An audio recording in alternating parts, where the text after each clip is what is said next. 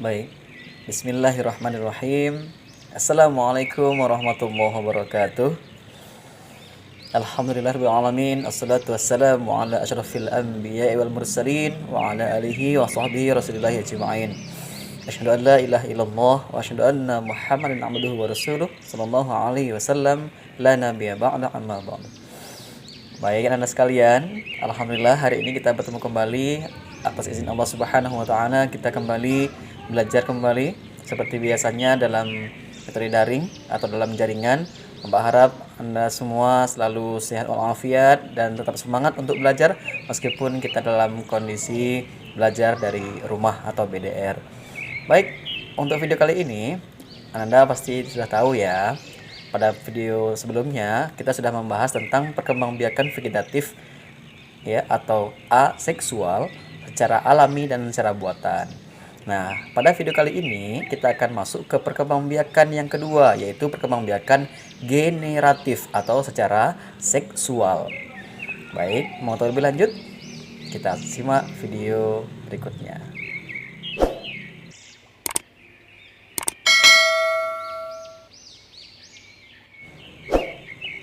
Baik, Anda sekalian, kita masuk ke uraian materi ya. Baik, pada perkembangan generatif atau seksual ini, yaitu reproduksi generatif yang merupakan cara reproduksi yang melibatkan proses peleburan gamet jantan dan gamet betina. Jadi ada dua gamet ya, gamet jantan dan gamet betina. Proses peleburan dua gamet induk ini biasa disebut pembuahan. Ingat nih ya, ada istilah pembuahan. Lanjut lagi, reproduksi generatif terjadi pada tumbuhan berbiji, baik gimnospermae atau berbiji terbuka maupun angiospermae atau berbiji tertutup. Nah, gimnospermae dan angiospermae ini sudah Anda pelajari waktu kelas 7 yang lalu. Masih ingat ya? Bagi yang lupa-lupa, nah berikut kita akan bahas lagi lebih dalam. Baik, perkembangbiakan secara generatif ini pada tumbuhan berbiji tertutup ditandai dengan munculnya bunga. Ingat ya, pada tumbuhan biji tertutup ditandai dengan munculnya bunga. Ya. Dalam bunga inilah terdapat putih dan benang sari. Ada putih, ada benang sari yang menjadi alat reproduksi bagi tumbuhan. Nah, inilah yang menjadi bentuk susunan bunga sangat beraneka ragam. Ya, ada bunga yang memiliki semua bagian-bagian bunga dan ada beberapa juga bagian bunga yang dimiliki oleh bunga. Untuk lebih jelasnya, kita harus mengetahui lebih dahulu bagian-bagian dari bunga agar kita lebih mudah untuk memahami penjelasan selanjutnya. Iya, baik. Alat reproduksi tumbuhan yang pertama ya. Oke. Yang pertama adalah perhiasan bunga. Apa itu perhiasan bunga? Oke, kita simak. Terdiri atas kelopak atau sepal. Ya, kelopak ini nama lainnya sepal. Dan mahkota bunga atau petal ya, mahkota bunga atau petal. Nah, kelopak bunga merupakan bagian dari bunga yang letaknya di dekat dasar bunga dan menyambung dengan tangkai bunga. Nanti kita lihat gambarnya. Oke. Kelompok bunga ini biasanya menyelimuti bunga saat bunga masih dalam keadaan kuncup. Dan biasanya setelah mekar dalam waktu tertentu akan gugur dengan sendirinya. Oke ya, itu perhiasan bunga atau mahkota bunga. Bagian-bagian bunga. Nah, mahkota bunga sangat beraneka ragam bentuk dan warnanya sesuai dengan jenis bunga. Ya, bagian mahkota bunga inilah yang memberikan keindahan dan daya tarik pada bunga tersebut. Biasanya serangga-serangga seperti lebah, tawon, kumbang, dan serangga yang lainnya itu akan tertarik gara-gara warna dari mahkota bunga itu. Oke ya, sebagai daya tarik ya, dan keindahan bunga. Ada warna merah, ada kuning, ada sebagainya. Lanjut lagi, yang B, dasar bunga atau reseptakel. Ya, dasar bunga atau reseptakel. Nah, dasar bunga merupakan bagian ujung tangkai bunga yang membesar dan menjadi tempat melekatnya mahkota bunga. Ingat ya. Yang C, tangkai bunga atau pedicellus. Nah, tangkai bunga merupakan bagian yang menghubungkan bunga dengan batangnya. Oke ya. Yang D, benang sari atau stamen. Ingat ya, benang sari adalah alat kelamin jantan bagi tumbuhan yang terdiri dari tangkai sari atau filamen dan kepala sari atau anter. Dan di dalam kepala sari inilah terdapat butir-butir serbuk sari. Yang E, putik atau karpel. Putik adalah alat kelamin betina pada tumbuhan yang terdiri dari tangkai putik atau stilus, kepala putik atau stigma, dan bakal buah atau ovari. Dan di dalam bakal buah terdapat bakal biji. Di dalam bakal biji tersebut masih terdapat 2 inti, yaitu calon lembaga dan sel telur. Oke. Melihat bagian-bagian terdapat pada bunga, maka bunga dapat dibedakan menjadi bunga lengkap dan berikutnya. Oke. Yang pertama adalah bunga lengkap. Apa itu bunga lengkap? Adalah bunga yang memiliki 6 bagian dasar bunga. Ya, ingat ya, ada 6 bagian dasar bunga, memiliki semua bagian yang dimiliki oleh bunga. Antara lain apa? Tangkai bunga, dasar bunga, kemudian hiasan bunga yang terdiri dari kelopak dan mahkota bunga. Nah, dan alat kelamin yang terdiri dari putik dan benang sari, sehingga disebut sebagai bunga lengkap karena bagian utama atau dasar dimiliki oleh bunga tersebut. Pada umumnya memiliki 2 alat reproduksi, yaitu putik dan benang sari. Ya. Yang kedua, bunga tidak lengkap atau bunga tak lengkap. Apa itu? Adalah bunga yang tidak memiliki salah satu dari 6 bagian dasar bunga. Ya, sehingga disebut sebagai bunga tidak sempurna karena salah satu bagian tersebut tidak ada atau tidak memiliki. Ya. Pada umumnya hanya memiliki 1 alat reproduksi saja. Contohnya hanya memiliki putik saja atau hanya memiliki benang sari saja. Ada ya? Hingga saat ini, untuk membedakan bunga lengkap dan bunga tidak lengkap, hanya dilihat dari 6 bagian bunga saja. Akan tetapi, terdapat beberapa teori yang berpendapat jika alat kelamin yang dimiliki bunga berperan dalam membedakan apakah bunga tersebut sempurna atau tidak sempurna. Baik, kita masuk yang kedua, nak ya. Proses penyerbukan atau persarian. Oke. Dalam proses perkembangbiakan generatif pada tanaman dikenal dengan penyerbukan. Ya.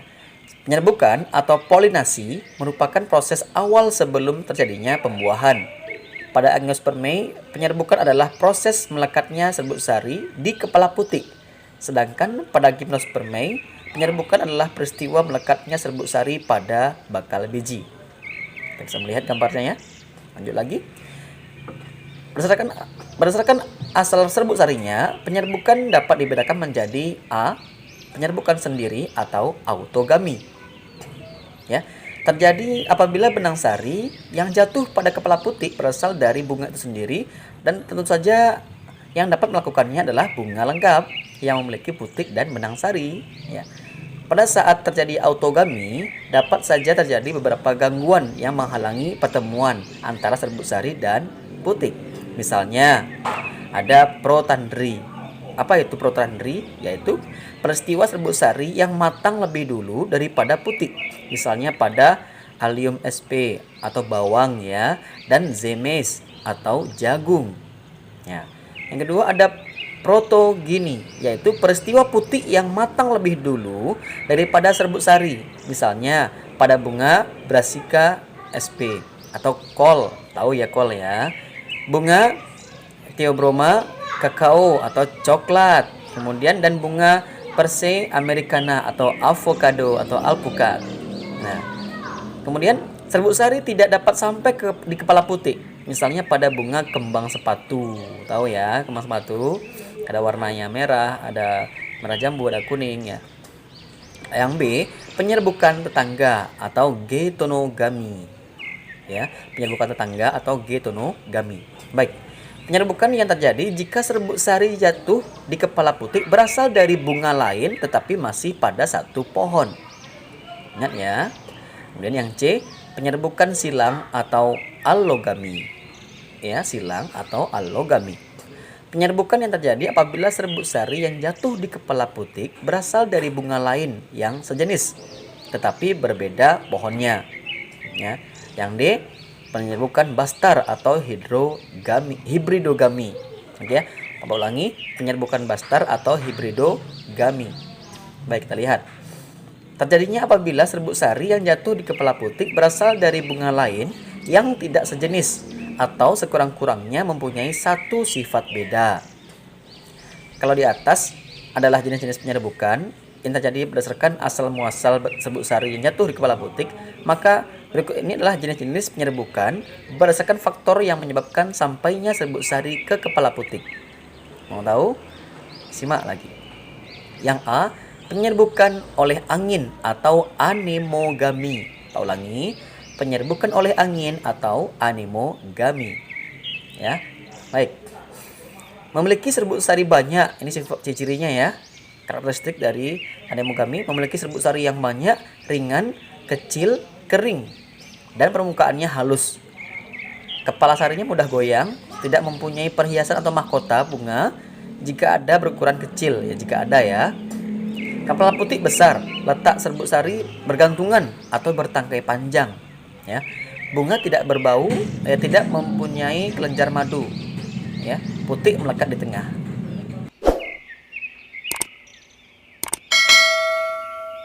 Baik.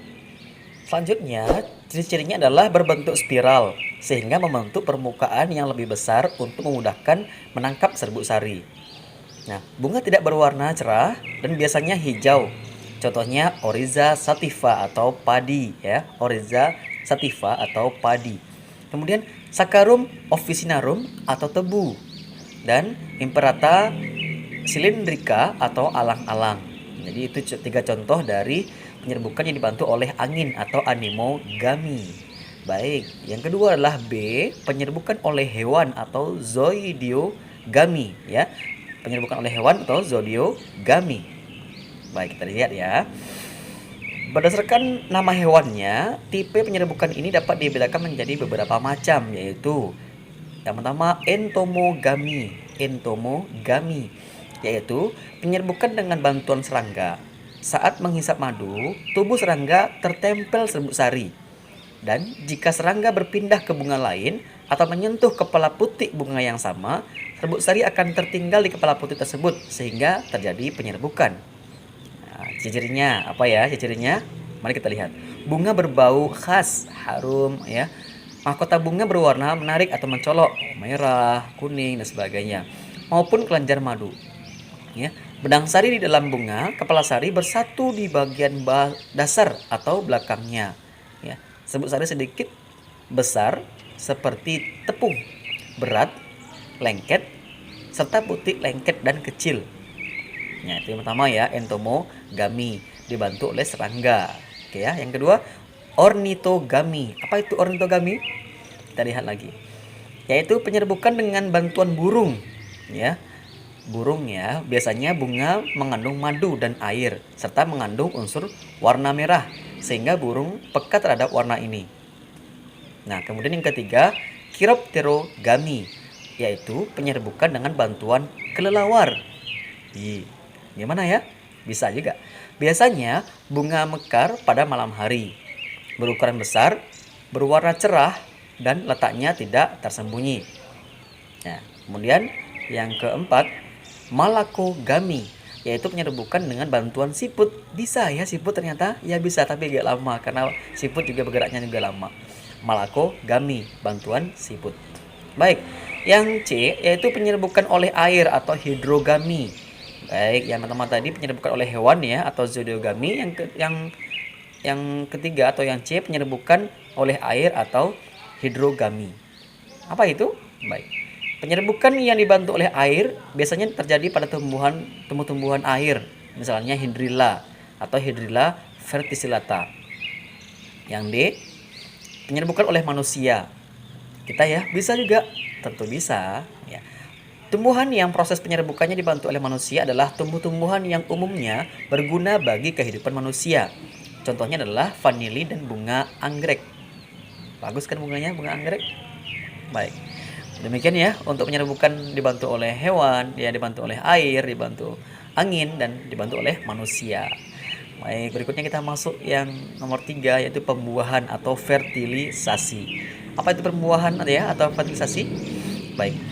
Pembuahan pada tumbuhan adalah proses meleburnya atau menyatunya inti sperma dan ovum yang terjadi di dasar putik. untuk membentuk embrio tumbuhan. Dalam tumbuhan tingkat tinggi dikenal dua macam pembuahan, yaitu pembuahan tunggal dan pembuahan ganda. Pembuahan tunggal terjadi pada gimnospermae atau tumbuhan berbiji terbuka, sedangkan pembuahan ganda akan terjadi pada angiospermae atau tumbuhan berbiji tertutup. Kita masuk yang A, pembuahan tunggal. Apa itu? Mari kita simak. Pembuahan tunggal terjadi pada kelompok tumbuhan biji terbuka atau gimnospermae, yaitu pada Cycas rumpii atau pakis haji, ya. Kemudian Podocarpus polystasius atau kismis, kemudian Agathis damara atau damar, dan Netum mnemon, yaitu melinjo. Netum mnemon. Tulisannya Genetum mnemon, ya, atau melinjo. Nah, dalam serbuk sari pakis haji telah terbentuk 3 macam sel, yaitu sel protalium, sel generatif, dan inti buluh. Sebelum pembuahan diawali dengan penyerbukan, yaitu menempelnya serbuk sari pada mikropili, pada ujung mikropili terdapat cairan lengket atau tetes penyerbukan yang berasal dari jaringan bakal biji di sekitar mikropil, ya. Fungsinya untuk mengikat serbuk sari yang menempel pada permukaan mikrofil. Apabila cairan tersebut mengering, maka serbuk sari akan terserap ke dalam ruang serbuk sari, ya. Pada saat di ruang serbuk sari ini, serbuk sari membentuk buluh serbuk sari ke arah archegonium. Nah, di archegonium ini, ya, sel generatif tumbuhan pakis haji membelah dua menjadi sel tangkai atau sel dislokator dan sel tubuh atau spermatogen. Nah, sel spermatogen membelah menjadi 2 sel spermatozoid sesaat setelah sel vegetatif lenyap. Ya, sel spermatozoid melebur dengan ovum membentuk zigot. Nah, zigot berkembang menjadi embrio atau lembaga. Sel-sel gametofit, ya, yang lainnya berkembang menjadi endosperma yang haploid atau N, ya, 1N. Baik, berikutnya alat perkembangbiakan pada gimnospermae berupa strobilus. Ya, strobilus merupakan kumpulan sporofil. Apabila kumpulan itu kompak dan membentuk seperti kerucut disebut konus. Nah, sporofil pada strobilus disebut sisi strobilus. Sporofil merupakan bagian daun yang berfungsi menghasilkan spora, di samping juga sebagai tempat berlangsungnya fotosintesis. Ada 2 macam sporofil, yaitu megasporofil untuk betina dan mikrosporofil untuk jantan. Pada megasporofil terdapat bakal biji. Bakal biji ini tidak dilindungi oleh dinding bakal buah. Dalam bakal biji terdapat megasporangium atau nucellus. Pada nucellus nantinya terdapat sel induk megaspora yang mengalami meiosis menjadi 4 megaspora dan hanya 1 megaspora yang berkembang. Nah, inti megaspora mengalami pembelahan berulang kali dan akan menjadi jaringan gametofit. Sebagian dari sel-sel gametofit yang dekat dengan mikrofil akan membentuk satu atau beberapa archegonium. Pada mikrosporofil terdapat banyak mikrosporangium. Di dalam sporangium, mikrosporangium banyak terdapat mikrospora dan nantinya berkembang menjadi banyak serbuk sari. Panjang sekali, ya. Insya Allah, Cycas rumpii. Baik, berikutnya B, pembuahan ganda. Apa itu pembuahan ganda? Kita lihat. Disebut pembuahan ganda karena memang terjadi 2 kali proses pembuahan, yaitu yang pertama peleburan inti generatif 1 dengan ovum atau sel telur membentuk zigot yang akan berkembang menjadi embrio. Ya, yang kedua, peleburan inti generatif 2 dengan inti kandung lembaga sekunder membentuk endosperma atau cadangan makanan. Ya, berikutnya proses pembuahan ganda kita lihat sebagai berikut. Baik, proses pembuahan akan diawali terlebih dahulu oleh proses penyerbukan, yaitu jatuhnya serbuk sari pada kepala putik. Ya, inti sel dalam serbuk sari akan membelah membentuk inti vegetatif, inti generatif 1 dan inti generatif 2. Setelah beberapa saat, serbuk sari akan bercambah membentuk tabung serbuk sari sebagai jalan menuju kantong embrio. Kantong embrio terdapat pada dasar putih dan merupakan tempat terjadinya pembuahan. Inti sel serbuk sari nantinya akan berjalan di sepanjang tabung serbuk sari untuk mencapai kantung embrio tersebut. Baik, berikutnya kita lihat inti vegetatif akan berjalan di depan inti generatif karena berperan sebagai penunjuk jalan bagi kedua inti generatif tersebut. Setelah sampai di kantong embrio, inti generatif 1 akan membuahi ovum membentuk zigot. Dan inti generatif 2 akan membuahi inti kandung lembaga sekunder membentuk endosperma. Sel telur yang bersifat haploid atau 1N akan dibuahi inti generatif 1 yang bersifat haploid 1N, sehingga akan menghasilkan zigot yang bersifat diploid atau 2N. Inti kandung lembaga sekunder akan dibuahi oleh inti generatif 2 sehingga terbentuk endosperma. Endosperma bersifat triploid atau 3N karena merupakan penyatuan dua inti kandung lembaga sekunder dan inti generatif 2 yang masing-masing bersifat haploid. Ya, kita bisa melihat ya proses pembuahan ganda ya pada Angiospermae. Baik, berikutnya zigot nantinya akan berkembang menjadi embrio atau calon individu baru, sedangkan endosperma merupakan cadangan makanan bagi perkembangan embrio. Endosperma akan digunakan sebagai sumber makanan pertama pada proses perkecampahan biji. Berikutnya, masuknya inti sperma ke dalam kandung lembaga ada beberapa cara. Yang pertama ada porogami. Apa itu porogami? Apabila masuknya spermatozoa melalui mikrofil atau liang bakal biji. Yang B, aporogami. Apabila masuknya spermatozoa tidak melalui mikrofil. Yang C, kalazogami. Apabila masuknya spermatozoa melalui kalaza. Ya. Embrio pada tumbuhan berbiji dapat terbentuk oleh beberapa sebab. Sebab yang pertama ada amfimixis. Apa itu? Apabila terjadinya embrio karena peleburan sperma dengan ovum. Yang B, apomixis, yaitu apabila terjadinya embrio tidak melalui peleburan sperma dan ovum. Apomixis ada beberapa cara ya, yaitu parthenogenesis. Apa itu parthenogenesis? Terjadinya embrio dari sel telur yang tidak dibuahi. Kemudian ada apogami, yaitu terjadinya embrio dari bagian lain kandung lembaga selain ovum atau sel telur. Misalnya sinergid atau antipoda tanpa adanya pembuahan. Yang C atau yang ketiga adalah embrio adventif. Apa itu embrio adventif? Terjadinya embrio dari sel nucellus yaitu bagian selain kandung lembaga. Nah, begitu ya.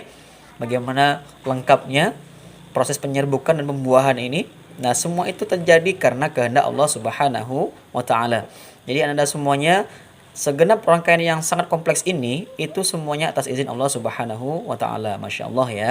Jadi sebagai hamba Allah, kita harus selalu mengagumi ciptaan Allah dan proses-proses yang berlangsung di alam ini. Termasuk ini ya, perkembangbiakan generatif pada tumbuhan atau secara seksual. Ternyata banyak hewan-hewan ya atau makhluk hidup yang juga membantu proses penyerbukan tersebut. Nah, untuk itu Nanda teruslah untuk mengagumi ciptaan Allah ini dan segenap rangkaian proses yang ada di dalamnya. Mudah-mudahan itu bisa meningkatkan keimanan dan ketakwaan kita kepada Allah Subhanahu wa taala. Amin ya rabbal alamin. Oke Nanda, demikian saja untuk video kali ini. Untuk video berikutnya kita masuk ke metagenesis tumbuhan lumut dan paku. Oke ya, selamat menyaksikan video berikutnya. Sampai jumpa di video pembelajaran terbaru berikutnya. Terima kasih sudah memperhatikan. Mari kita tutup akhiri dengan bacaan alhamdulillahirabbil alamin dan doa penutup majelis. Subhanakallahumma wa bihamdika asyhadu an la ilaha illa anta astaghfiruka wa atubu ilaik. Wabillahi taufiq wal hidayah. Wa inayah. Barakallahu fikum. Wassalamualaikum warahmatullahi wabarakatuh.